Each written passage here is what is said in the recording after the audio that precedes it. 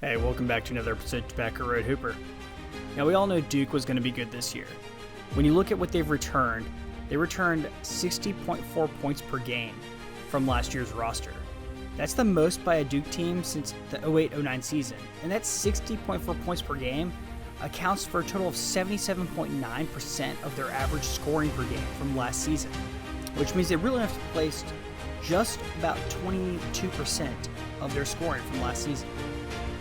Each of Duke's top 4 scorers from a year ago are back on the 23-24 roster.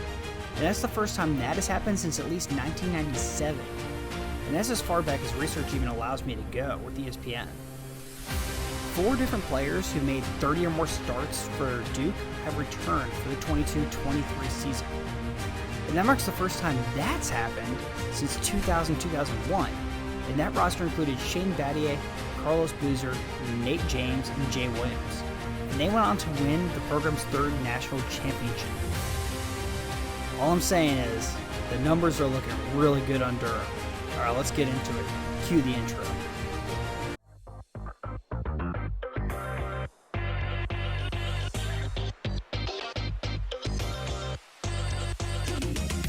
Down to 7 seconds. You can see the time.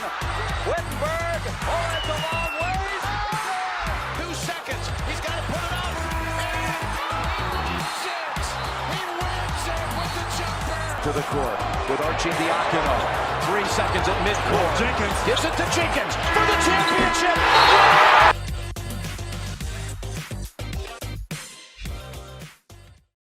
As expected this season, Duke's defense is picking up right where it left off last year. They held 32 of their 36 opponents last season below their season scoring averages. So far in the 23-24 season, Duke has held each opponent below their respective scoring average so far. And Duke didn't start their year off soft. They opened up with Arizona and Michigan State, ranked 12 and 18 respectively at the time that they played, and they split those games. Duke coach Jon Scheyer said it best about the loss to Arizona. Honestly, again, it's just a reality check. Offensively, they've had 3 players score over 20 points a game so far. Tyrese Proctor scored 22 points versus Sale, Mark Mitchell scored 20 against Bucknell, and Kyle Filipowski 25 points in the loss to Arizona. He also did 25 again against Dartmouth. And that's exactly how the world saw this team coming back. They're led by Filipowski, Mitchell, Proctor, and Roach. Filipowski, who is projected as a late first-round pick, came back to win a title and raise his draft stock. And that's exactly where I see his season going. So far, Filipowski's shooting 57.6% from the floor and 40% from 3. And that's a key. A big part of his game that he needs to work on is turnovers. Last year, he averaged 2.5 turnovers per game. So far, 5 games in, he's averaging just about 1 per game. Last season, these turnovers would result from spin moves, behind-the-back dribbles, and traffic, leading to fast break points at the other end. To really boost his NBA draft stock, he needs to limit those turnovers and limit his foul trouble. He seems to be playing well after hip surgery last April. He did roll an ankle against Bucknell, so hopefully he didn't get too hurt. That's just something to watch in these early games so far. Right now, Filipowski sits number 2 in the National Player of the Year running according to Vegas. He has potential for an amazing year, and the pieces around him really give him a great shot at building on that year. Speaking of those pieces, Mark Mitchell is another possible first-round draft pick. Mitchell needs to clean up his three-point shooting this year, though. Last year, he put in about 35.2% of his threes on 54 attempts, and that's an okay number for a 6'8" wing, but something he would really love to improve on to really get that first-round attention from the NBA. So far this year, he's only 1 for 8 from behind the line, so he really needs to dial in that range. Another big issue for him was the turnovers, where he averaged 1.3 a game last season, which actually clocked in higher than the amount of assists he averaged. Through 5 games, while his assist average is slightly up, his turnover margin is also way up. Now, he hasn't shown himself to be the type of wing that has the ability to facilitate. Mitchell is a good positional rebounder. In fact, he pulled down more than 1 offensive rebound per game as a freshman. If he's able to continue that and find ways to impact without the ball in his hands, his draft stock will continue to rise. So far, his offense and defensive rebound numbers are up this year. So while there are points to work on, there's still a lot of upside, even against the good teams like Arizona and Michigan. As far as the team as a whole, there's some good storylines here to watch. With so much returning talent, it makes sense that Coach Scheyer would favor the experienced players in the rotation, especially early. So when you look at a player like Sean Stewart, it could take time for a young big to adjust. But his development and ability to earn more playing time is something to watch.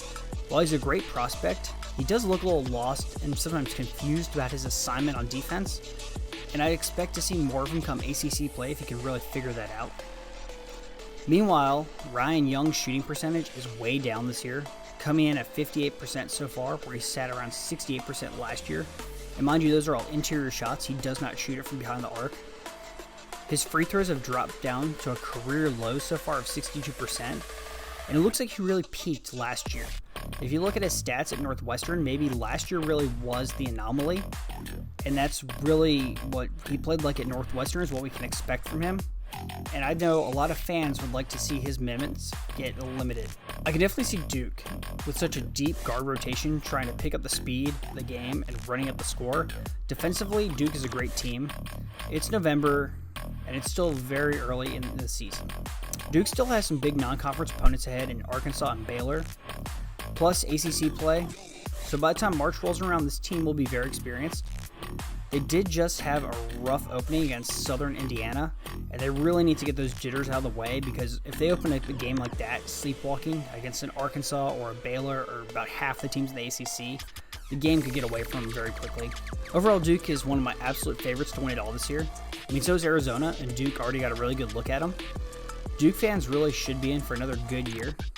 I'd like to look back at this team in a few weeks and see how it's progressing, see how the minutes are averaging out, see how everyone's games are progressing. Because right now, I mean, yeah, they had the games against Arizona and Michigan State, but it's really too hard to tell trends. I mean, guys can have an up game, a down game, and depending on where they get buried in the minutes against some of these weaker opponents, it's hard to tell what their averages are really looking like. So, for now, I think Duke is very well set up to have a great year. And some of these guys are potentially set up to increase their draft stock to the point that it makes sense that they came back for one more season. Only time will tell, though. I think the next 3 to 4 weeks will really start to shape out how this year is going to go for them, and I'd like to check back with them then. Until then, Duke fans, enjoy watching your team.